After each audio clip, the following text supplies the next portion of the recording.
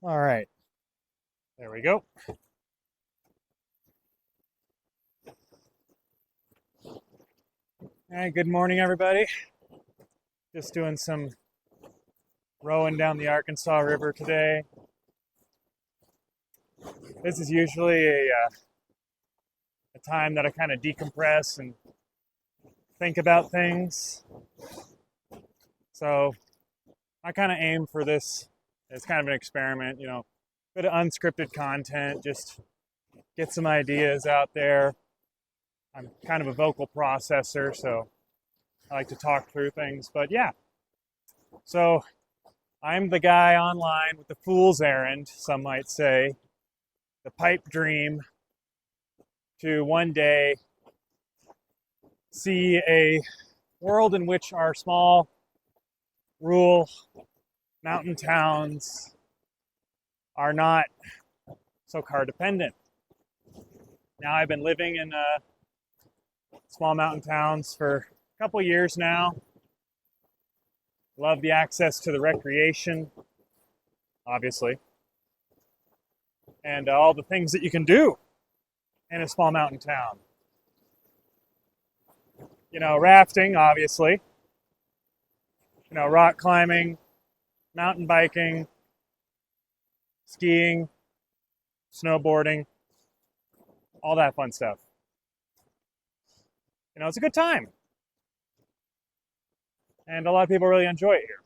Some people might say too many people enjoy it because small mountain towns are not as secluded as they once were. I say that we've been discovered or found out. This is true. A lot of people have figured out we're here, and they want to come enjoy what we enjoy, so you can't blame them. Needless to say, some of these small mountain towns were not built to handle the level of tourism traffic that they've seen just in the past 10 years. It's really been a spike of traffic. That's kind of become a bit of a problem. And, if you live in Colorado, you've seen what's happened to a lot of towns on I-70.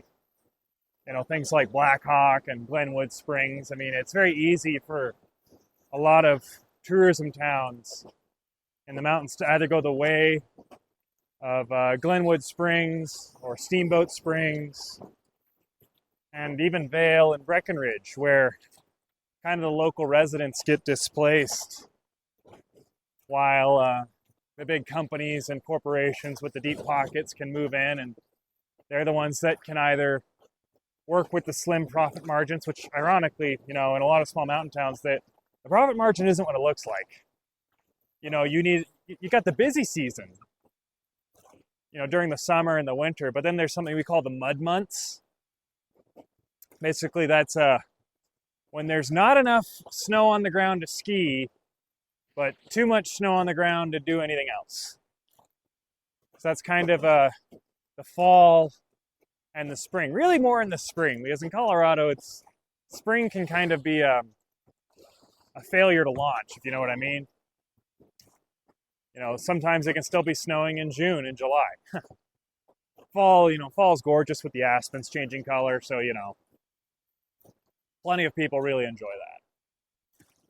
But still, when it's great, but there's a lot of times in the year in which there's not much going on. So, you have these bigger companies that move into these small towns and they open a t-shirt shop or like a souvenir shop, or it's a big, chain restaurant that kind of pretends to be local, but they're really not. But, they have the capital and the national reach that, they can make it through the mud months pretty easily. But, small mom and pop towns can really struggle in that time. So yeah, and as these towns become more popular, they become more gentrified. Cost of living goes up, and a lot of these local businesses are really struggling to find employees, house themselves, deal with higher taxes, and it's just it's kind of vicious. It can get kind of vicious, and a lot of towns say we don't want to be the next Vail. We don't want to be the next Crested Butte or BV. No, it's a pity what happened to Crested Butte when Vail bought them. But still, gentrification is this really aggressive process that can just eat towns alive.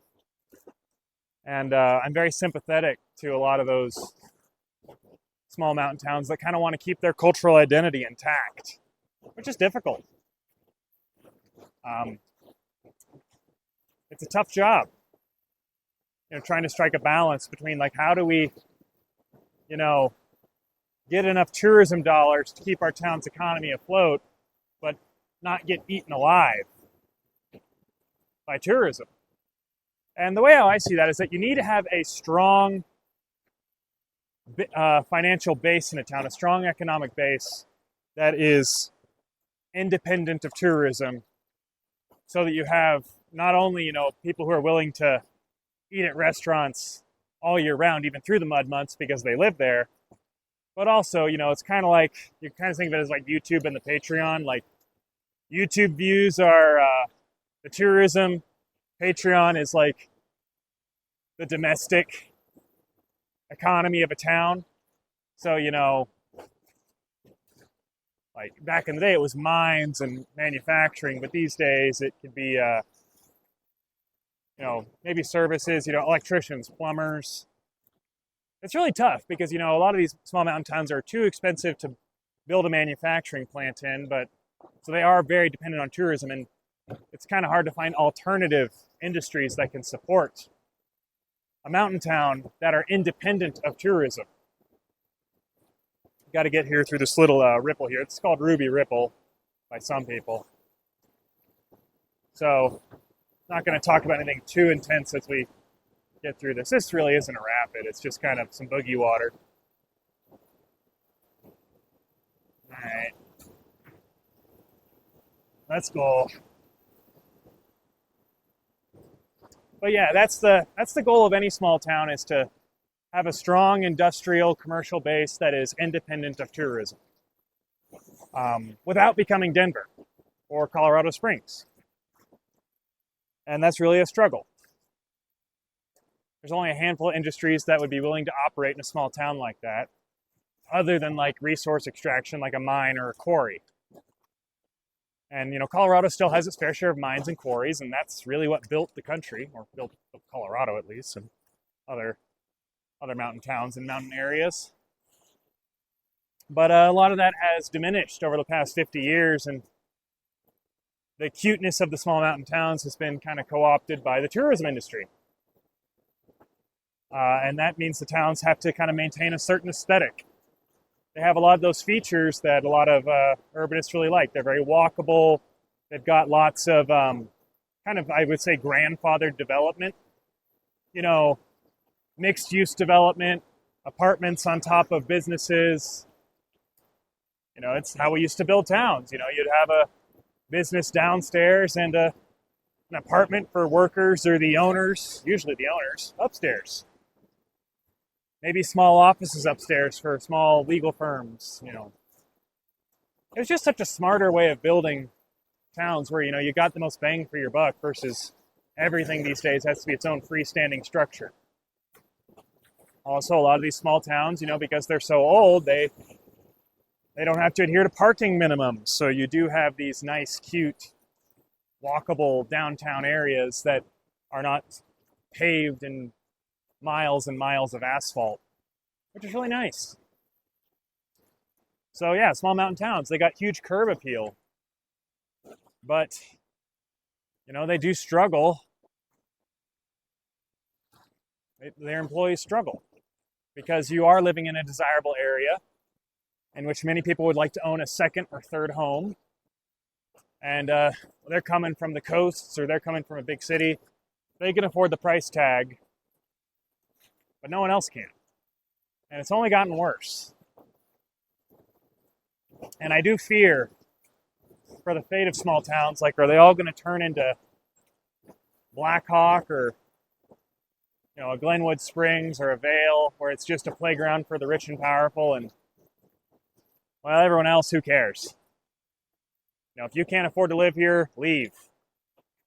Not realizing that the service industry that makes these towns so cute, a cute little coffee shop, cute restaurants, quirky local shops. One of the things I really like are the small mountain gear shops. And yeah, if you want the best price point, you're going to go online, like backcountry.com. You're going to buy something from REI.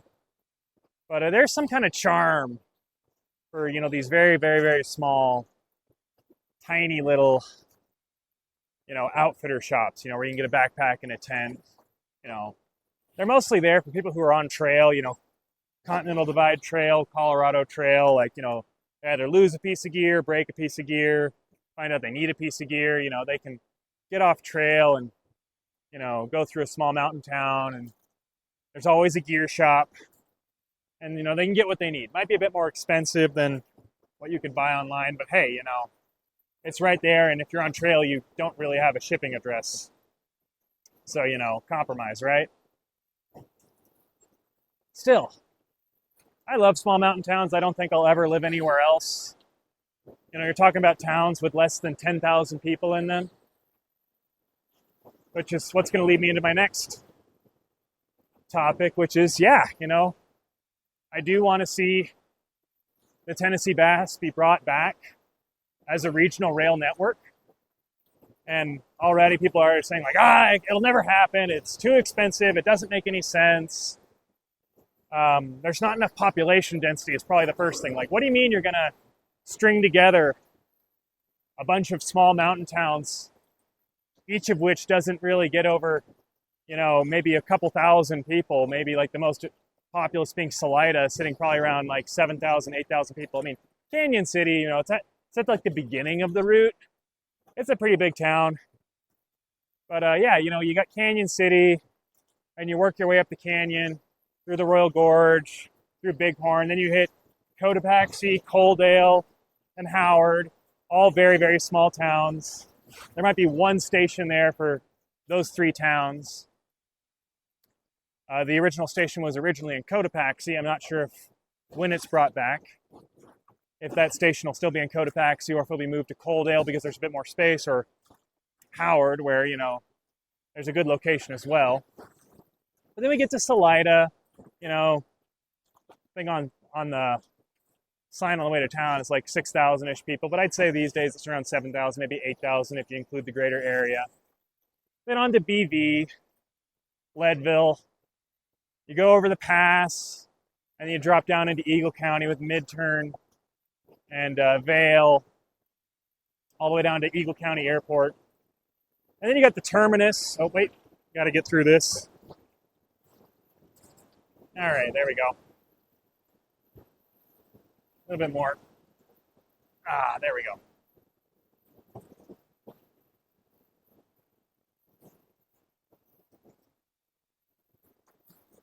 But then you got the terminus at I'm probably going to mispronounce it, but like Dostet, I don't know.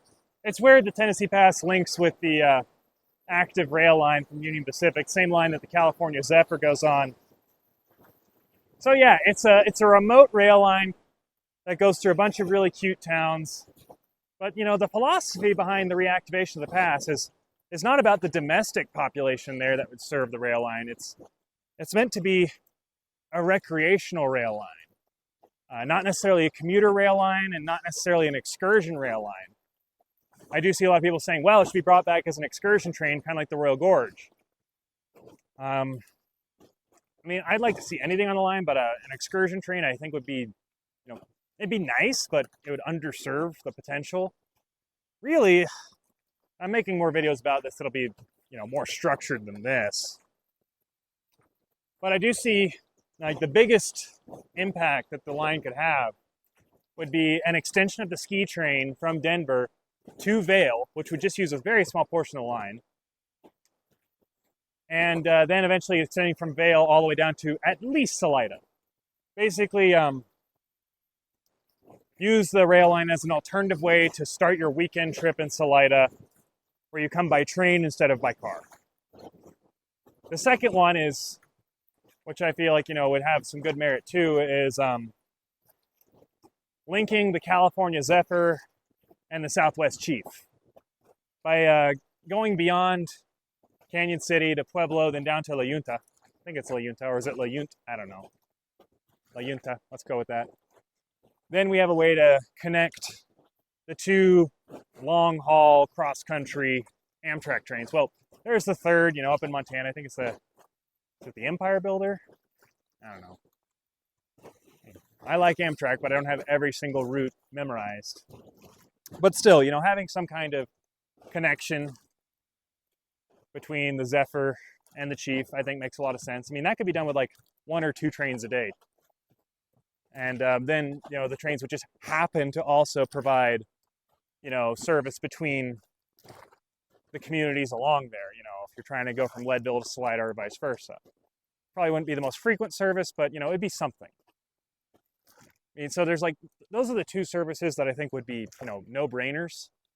I mean, the third service I'd like to see would probably be something more frequent. Like, I like to look at the, kind of some kind of regional train, something that's not as decadent as a full Amtrak, long-distance train.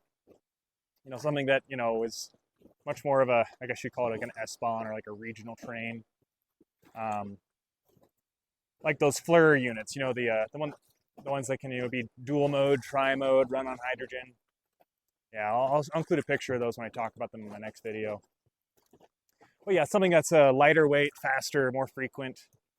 That's like more of the tentative, like, do you really see people commuting between Salida and BV via train? I mean, it'd be a nice option, and I do know people in town that do not have a driver's license or do not currently have a car. And yeah, we've got the shuttle, which covers a lot of these bases, but having something run on a schedule would be nice too. I mean, the fourth service I'd like to see maybe would be, that would be where the excursion train would be, an extension of the Royal Gorge route. Maybe the Rocky Mountaineer shows up every once in a while, and you have more of like a luxury, high-end, overnight experience as you get to take in the views of the entire pass. There's something like that. Stop in all little towns for the evening and let people get off and, stretch your legs, go to a restaurant. I could see that working too. But yeah, the excursion train is definitely a fourth possibility. And I will talk about the Bustang for a second. I'm glad that we have the Bustang. It's definitely showing that there is a market for non-car-based transit in the mountains. And this will be a part of a video coming up. It's like, well, the mere existence of a bus route does not negate the need for a train. They are 2 tools in the transit toolbox. They both have their strengths and weaknesses. Trains being more comfortable, more efficient, and typically more reliable than a bus, while a bus is cheaper to operate, more flexible, like a bus can go where there are no rails, and they can also be rerouted. I'd like to see a future in which, when the Tennessee Bass is brought back, which I really feel like it will. I mean, it's survived, the last 25 years, and I think the most likely time for it to be ripped out was, in the past, not the future. We are definitely in a more transit-friendly environment now. I think that the electric car buzz has kind of, it's kind of come full circle, and people are like, wait a minute, this isn't solving anything. You're just asking me to shell out another $100,000 for another car that's going to wear out in 10 years. And most people are still holding back, waiting for better batteries, lighter batteries, batteries with more range. So, I don't blame them, because a lot of people who were early adopters of EVs have been burned, and no one wants to be the next early adopter, especially when, who knows, in 5 years, they might come up with a battery technology that makes what we have right now look, like a firecracker in comparison. But back to the Bustang. Yeah, the Bustang's great, but I'd like to see a future in which the Bustang and a rail network can work together. The Bustang goes all over the state. And And it's really fantastic. Like, it goes all the way to Crested Butte. There's one that goes down to Alamosa. And they're planning expansions all the time. But, you know, having the bus stang work with a rail network where the buses feed into the rail network, where, you know, say you have much more frequency between Salida and Gunnison, because the bus stang just drops you off in Salida to ride the train to Denver, versus the bus having to drive from Gunnison to Salida and then all the way up 285 into Denver. And then that bus has to compete with all that traffic on 285 and, of course, the Denver area traffic, let alone those buses, those poor buses that go between Denver and Grand Junction, you know, fighting I-70 the entire way. I mean, obviously, like, if we could get more rail service on I-70, like, you know, have another train out of Denver that just goes to Grand Junction and just hits every single little town along I-70 to help relieve the I-70 congestion. I don't know why we're not doing that now. I mean, I remember a while ago, I found a very, very old article that said, like, the only solution to I-70's congestion is a monorail. I'm like, well, you know, I give you points for trying. You know, that's definitely something that's not a car. And I understand I-70 is twisty and tight. I mean, I could definitely see an elevated rail line. But man, that thing would, I mean, a monorail between, you know, Breckenridge and Denver? I don't know, because, I mean, the thing about it is that it kind of plays to a lot of strengths of the monorail. Like, it's probably going to be elevated. It's probably going to have twisty, tight turns. And it's probably going to have some ridiculous grades. I mean, like, ridiculous grades in the rail world are like when you get above 5%. So, maybe a monorail could work there. Having it elevated, I mean, it would help with snow. You would think. I mean, are there monorail snowplows out there? I mean, I understand just the nature of how they work would probably make them pretty immune to snowfall because, you know, just kind of the way how they work. It's hard for a lot of snow to pile up on top of an elevated monorail. So, yeah, it's got some merits. Like, it could deal with the weather, it could deal with the terrain, it could deal with the steepness. My question is, like, monorails typically don't go that fast. So to make it but then again, I-70 can sometimes turn to a total standstill even before there's a blizzard. So, you know, look at what you're competing against. But, you know, how many trains would there be? Because, like, the capacity of a monorail to transport that many skiers, I don't know, but we'll see if that ever happens. I mean, talk about, if you think reactivating the Tennessee Pass is a pipe dream, look into, like, the I-70 monorail concept. I mean, whoa. I mean, it has merits, I'll give it that. But still, you know, as much as people in Colorado love their environment, they also love their cars. You know, Subarus and Tacomas. Just the younger generation, I think, is becoming much more aware of, like, hey, we really got to do something about this climate change problem. Because, I mean, if you want to make it very selfish, like, we want water in our rivers, and we want snow on our mountains, and we see climate change as a threat to those things. And when you frame the argument that way, some people might be like, hey, so you're saying we ride a train from Denver to Vail or Salida or whatever, and we put less carbon in the air, or if we electrify it, that'd be even better, but that's even more of a pipe dream. But we put less carbon in the air and we protect our mountains and our rivers by riding a train. Like, yes, you protect your mountains and rivers by riding a train. I know a lot of people are worried about trains crashing into the river. I even made a video about how it's much more likely that cars and semis crash into rivers. Just look at the statistics. That's one thing about rail accidents that you need to understand. The reason why rail accidents tend to be sensationalized so much is because they're so rare. It's kind of like, you know, when a plane crashes. It's breaking news. You know, everyone talks about the planes crashing and the trains crashing, but, you know, semis, unless they're like blowing up a bridge in Philadelphia, semis crash every day. They could be carrying a load of teddy bears, or they could be taking a load of sulfuric acid. Semis crash every single day. We're so used to it, it's not even breaking news.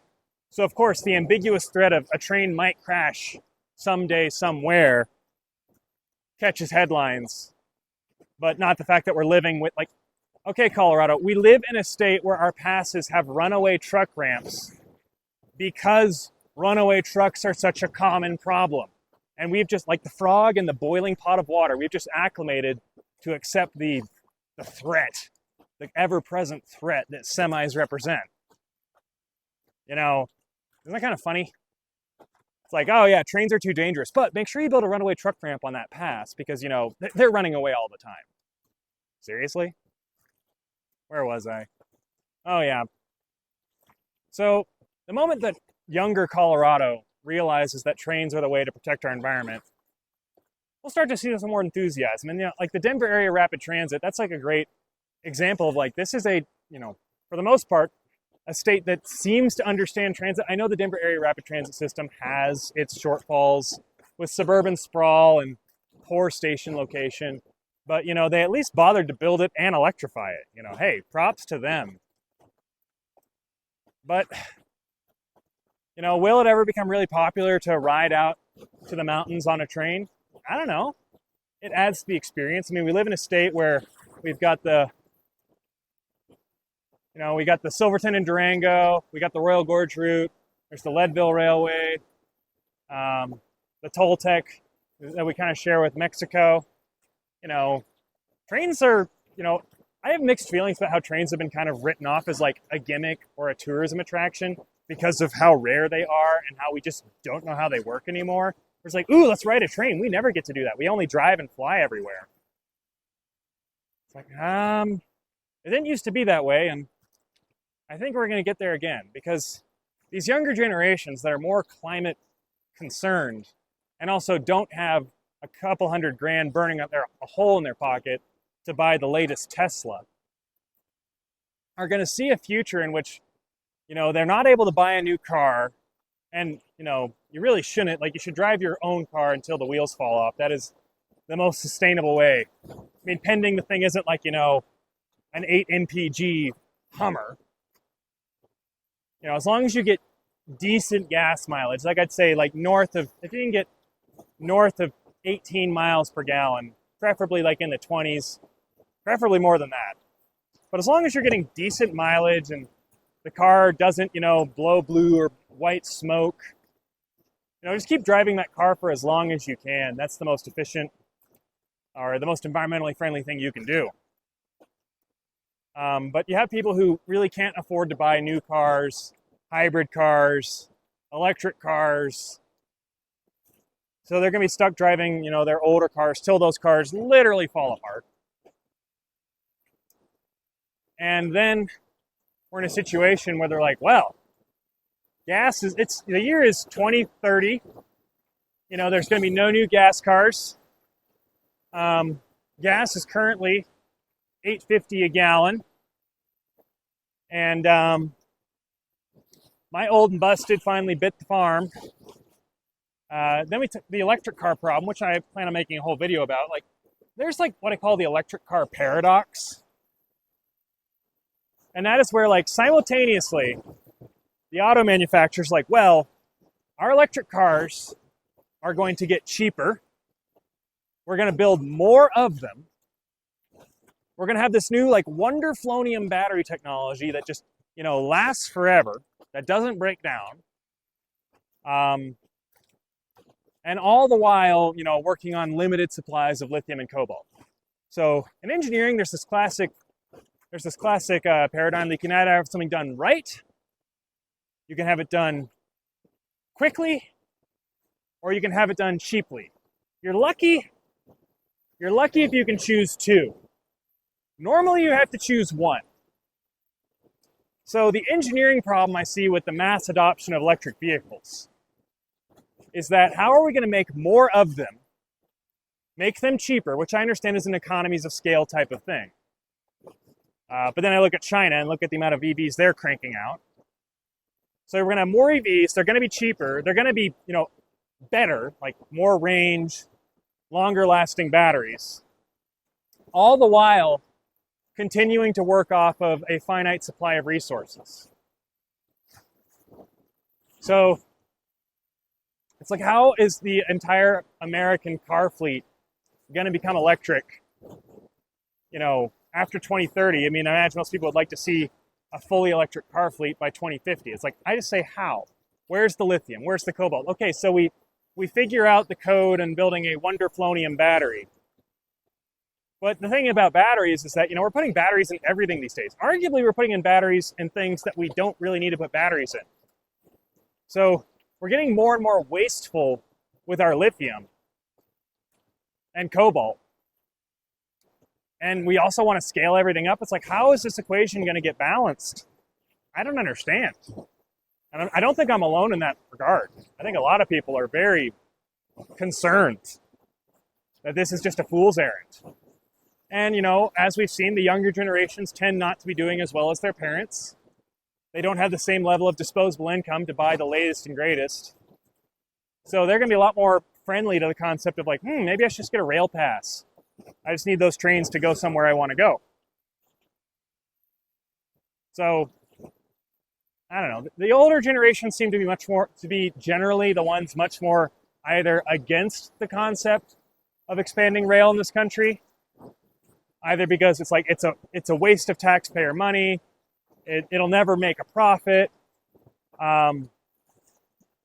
So I say, like, in a lot of ways, a lot of people in this country still have their mindset stuck in the 1950s and 60s, which kind of created this mess. They don't see rail service as a service.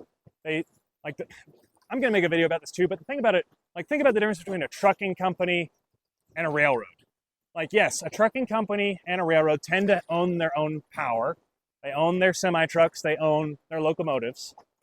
But that's where the similarities end, because a trucking company, they both pay insurance. Okay, they got that in common. But a trucking company does not own, build, or maintain their roads. A railroad does. So a railroad is expected to be profitable while also maintaining and building its own infrastructure. While a truck company is expected to be profitable by just, paying a diesel tax and maybe some additional fees that trucking industry pays. Which, that makes me think, and I'm making a whole video about this later, truckers, the red, white, and blue, America, truckers, Second Amendment, brr, I'm a trucker, brr. You guys are all socialists. Because if you were not allowed to use the highway network, you don't have a business model. The fact that you are griping about your profit margins now, when you have never really paid your fair share into the highway system, both for building it and maintaining it, of which trucks do disproportionately more damage to highways than personal vehicles. It's like your entire industry is subsidized by the government. You're not standing on your own. So, I'd like to see the death of long haul trucking, trucking over 500 miles. And I think we're headed that way. As diesel gets more expensive and the Tesla Semi, give me a break. Seriously. But yeah, trucking, its days are numbered. Trucking's never going to go away. We're just going to kind of see more of a balance between rail and trucking, where trucks only drive from a rail terminal to the final customer in a distance or a round trip that's less than 500 miles. Instead of a truck driving from coast to coast, which is just so asinine in terms of the fuel efficiency and the rolling resistance. It's like, why are we doing this? Oh, we're doing it because the entire system is subsidized by the Fed. Great. So yeah, we need to start looking at the roads and the railroads in equal light. They need to both get the same level of attention and funding. I mean, if Amtrak even had 10% the funding that our federal highways do, I mean, we might be rivaling Europe, But we just keep throwing good money after bad, trying to make the most inefficient mode of transit work. Because the thing about roads is they are a fantastic short-term solution. But with most short-term solutions, there are long-term consequences. And the benefits of the road network really pittered out in the 1970s with the first oil shock. That's kind of when the honeymoon period with highways was over.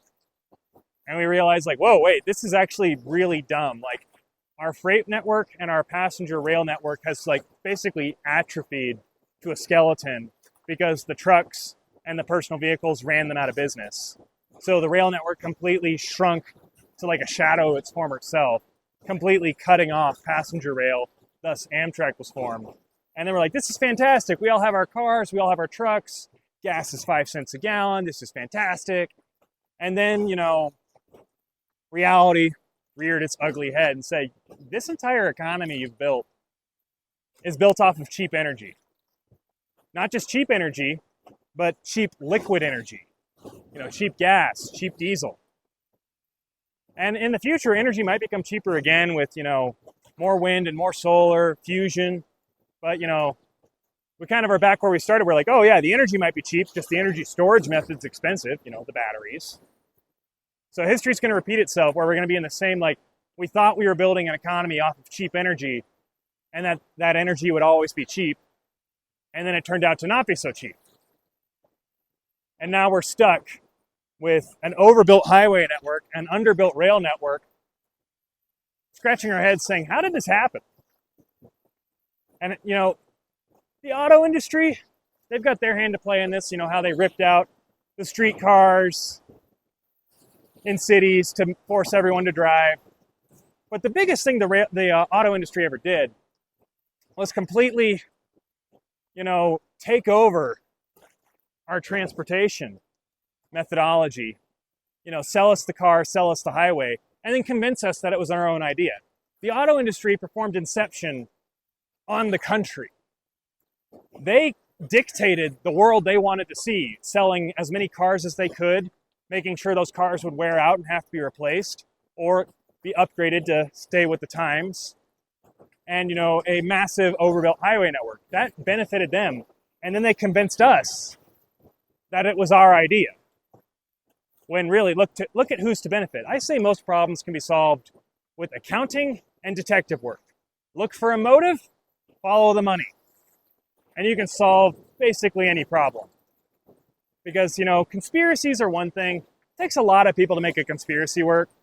But if there's a financial incentive, people will move mountains. Because if you want to keep a conspiracy theory alive, everyone's at the top has got to be making lots and lots of money to justify not squealing on the rest and getting that sweet, sweet payout on 60 Minutes as they disclose everything. So, this century, hopefully we'll see a decline in the auto industry, an increase in the rail industry. And I'm not saying the rail industry will flip-flop. It's not like we're going back to 1880 where one person in the country has a prototype car and everyone else rides trains. But can we at least shoot for a 50-50 balance? Where, we're more like Europe, we're more like Japan, more like Asia. And we have a robust rail network in which, you could have a car and a car would be nice, but you really don't need one. It's once been said that a rich country is not where the poor have cars, but it's where the wealthy take public transit. Because our public transit should be nice enough that even those very wealthy are willing to take it. I mean, why is it that, again, an American idea is public transit's for the poor. It's in this century, the poor might include way more people than originally thought. So, who knows? This Tennessee Pass project is just one of many projects in the country that I really think deserves more attention. We need to stop being stuck in the past, NIMBYs, and, well, it's always been this way and it always will be, or it'll never make money. It's a fool's errand. It's what would you rather spend the money on? Widening highways? Giving everyone a subsidy to buy an electric car from the already overly subsidized auto industry? I don't know. It's kind of a problem. Or at least, I feel like it is. I know I'm not the only one. But at the end of the day, it's about how we protect our planet and, make sure there's something nice for our kids to inherit. Because, the millennials and the Zoomers, we inherited a car-infested country, and I think there's a lot of us that are going to dedicate a lot of time and money and effort to undo the sins of the past. The sins of convenience, of ease, of buying into the propaganda and believing everything the oil industry and the auto industry told you. And then we basically realized they were lying to us the whole time for their own benefit. And here we are in this era of which, like, the housing market's been destroyed by it, the job market's been outsourced overseas, and the environment is starting to collapse. So if you want to call it an existential crisis, you can. It's like the everything crisis. And, you know, we're trying to rise to the challenge and fix these problems. Because these are the kind of problems that it's not like we can just kick the can down the road and say, oh, the next generation will fix it. It's possible that, like, if we don't fix it now, there won't be a next generation to fix it. I know that sounds really dire, but, you know, that's kind of the attitude we need to have. You know, this is a fight for survival. Again, very, very dramatic, I understand. But I'm trying to hammer this point home. I don't know what the solutions are. I know what some of them are, but I don't know all of them. Just younger people seem to be more invested in their causes than the pursuit of their own financial well-being. Mostly because they know no matter how hard they try, that's probably never going to happen. They kind of feel like the gig is up, the easy life is not here anymore, where you can just, you know, stay at one company your entire life, get promoted every 2 years, and retire with a nice compensation package. Like, companies are not loyal these days. Companies don't treat you right. They exploit you. And if you don't like it, they can hire somebody else that'll do a better job for less. So you could say that, you know, the younger generations are disillusioned with the ways of the past. We feel as though the heyday is never going to come. And really what we are meant to do here is, you know, fix things, get things more equitable and just for everyone. Because at least I've realized that if you don't do that, if you don't solve those problems, and you just, you know, make up excuses about why things are the way they are, the problems only get worse, and they will start to affect more and more of us. You know, we need everyone to have a chance to succeed.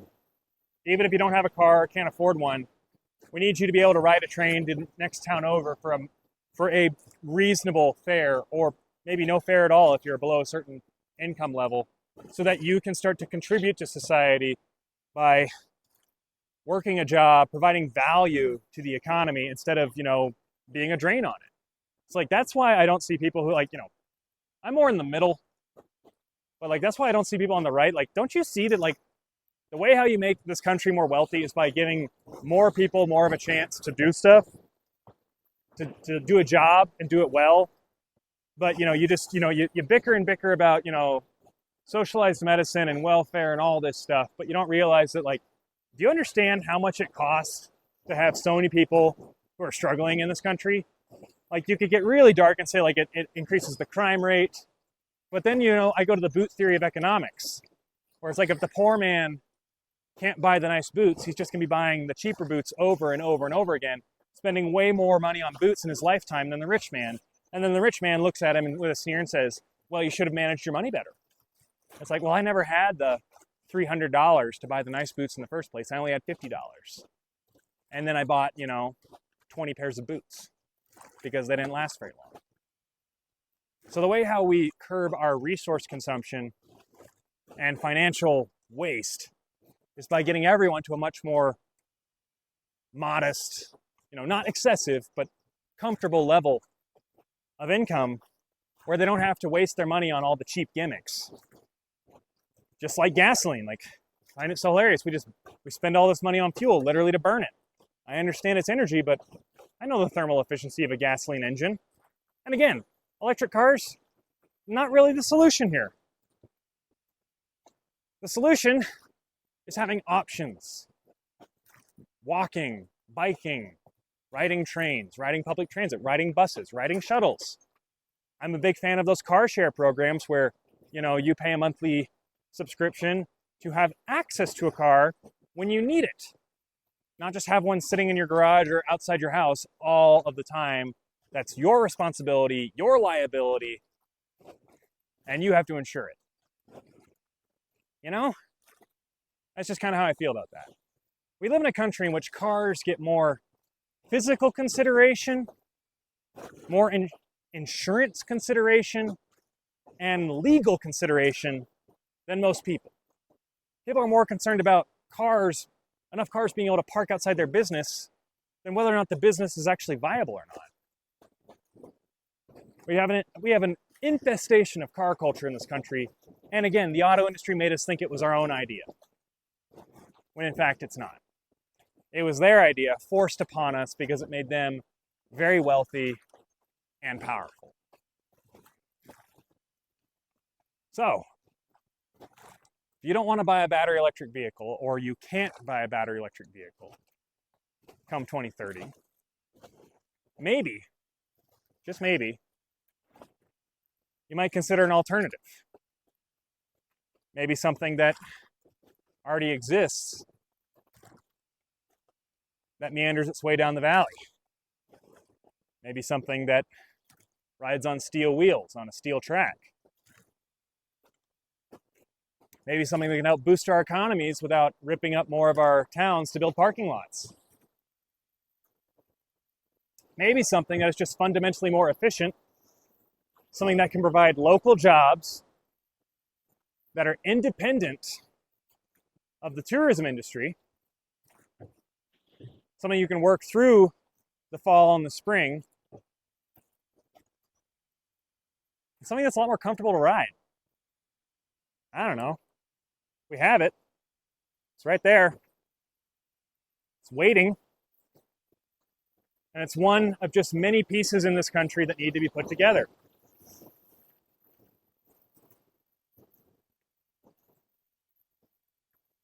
Also, just while we're here, over there on River Right, one day I'd like to see a train stop at the end of that bridge. People unload their kayaks and canoes, and probably somebody's going to figure out a way to get a raft. And they come over here on this embankment where the old narrow gauge used to be, and they go down Browns Canyon. Imagine that, being able to run Browns Canyon without having to bring your own car and run shuttle. And I figure at this rate, you could probably make it all the way into town. I mean, during higher flows, definitely. I'm not sure if we'd have a rail line pick you up, or a train pick you up at Stone Bridge, but hey, could be done. Maybe earlier than that, when the rail line's still close, past Block Party.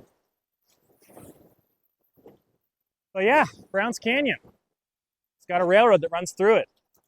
A rail line that actually, if you look at its safety record, very few incidents. And with, hopefully quieter, more fuel-efficient Tier 4 locomotives, I'm not sure anyone would ever let anyone electrify Browns Canyon.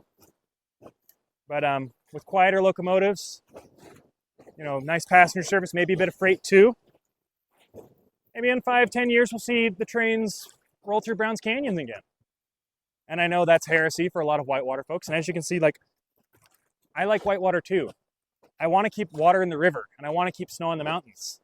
One of the ways we do that is by getting things off of the road and onto the rails. It's just more fuel efficient, and a railroad is much easier to electrify than asking every single freight company in the world to buy a Tesla semi. Which again, the Tesla semi, kind of a joke. But hey, trains in Browns Canyon, passenger trains in Browns Canyon, maybe local trains, regional trains, a ski train. It would be gorgeous. I mean, I'd love to sit in a nice observation car and roll down Browns Canyon and take in the views. Maybe sipping a cocktail while doing it. There's also the old Fibark train, if anyone knows about that. The original, if anyone has been skeptical or cynical of the Fibark in recent years, that stands for First in Boating on the Arkansas. The OG Fibark from the 50s. You know what they did? It was a kayak race from Salida to Canyon City. through the gorge. And if you weren't in the race, you got on the train. And the train just rolled down with like kind of the center of the pack. And you were sipping champagne and cocktails watching these kayakers go. I don't know about you, but I'd take that over the hooligan race. Okay, maybe not the hooligan race. That's funny.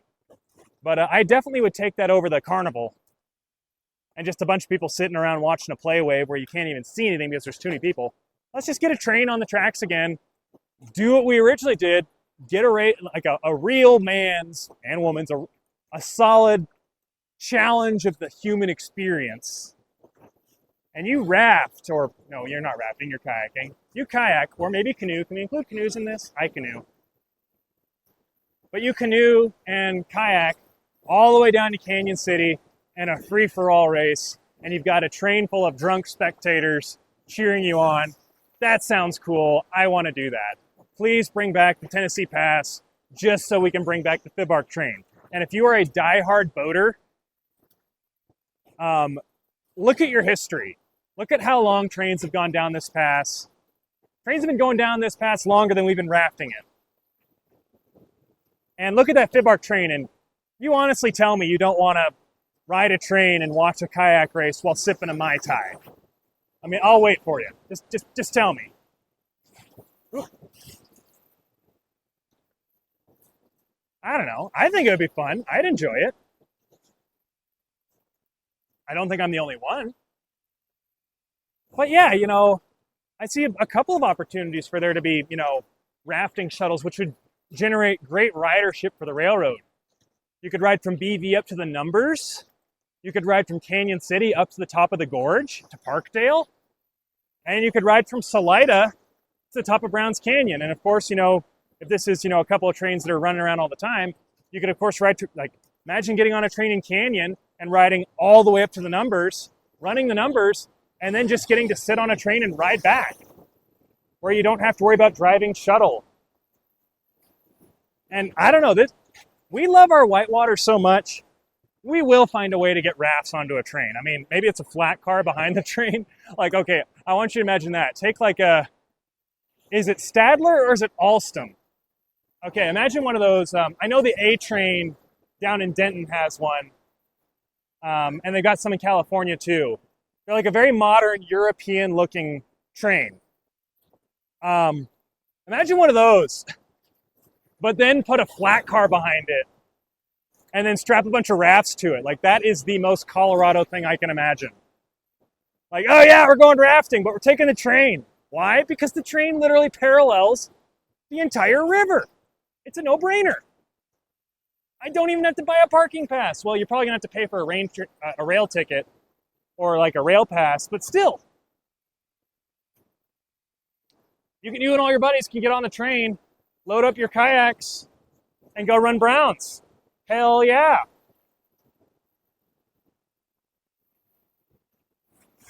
And if those NIMBYs who don't ever want to see this happen, just imagine looking out your window and seeing a train full of river guides pulling a flat car with a bunch of rafts on the back, just going down the tracks, and try not to smile. Again, many people say this is far-fetched, but hey, I find these dreams to be much more entertaining and exciting than one day we're all going to have Rivians and we're all going to be, driving to Fish Bridge and fighting over the charging station to charge our Rivians up so we're not stranded.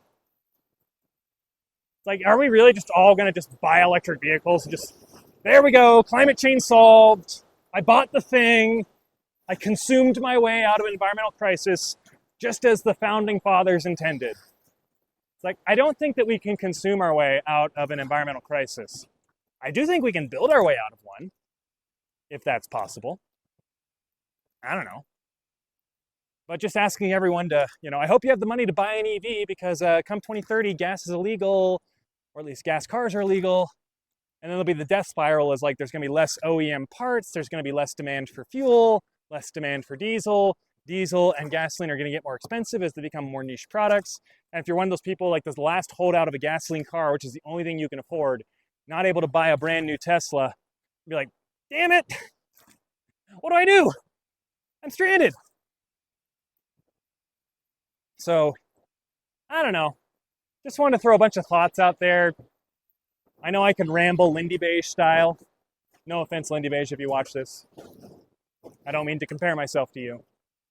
But this is normally what I'm thinking about when I'm rafting anyway, or on the slopes, or dare I say it, driving.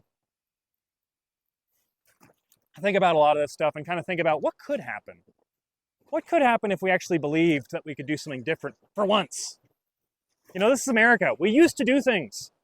Then, you know, the mega mergers of corporations told us you can't do anything unless it's like been certified and licensed, and you have to have $1 billion to start a company. Geez, America, where did we go so wrong? It used to be the land of opportunity. And I'm working this into the next video I'm making. You know, in America, we used to see opportunity and difficulty. Now, we just see difficulty and opportunity, which is kind of sad. Because we have these great ideas, but we don't have the will or stomach to see them through, and we end up, you know, succumbing to our lowest instincts and doing what is easy instead of doing what is right. The last 50 years could be defined by people doing what was easy or convenient or profitable instead of what was necessary. We've been lazy. We've let our world fall apart around us. And now we're so deep in the hole, we don't even know how to fix it. And then we got the billionaires telling us, well, our tech will get us out of the situation. Like, what if the solution is an older, tried and true system that we used to have versus a bright, shiny, new, untested system? Like, I can't wait for the day that I see somebody saying, well, you know, the solution to Colorado's transport problems is a fleet of self-flying air taxis that are just going to fly people all around the state. That's the solution to our traffic. So it's like, okay, so you're telling me people are going to get in an air taxi in Denver and fly to Vail in the middle of a blizzard.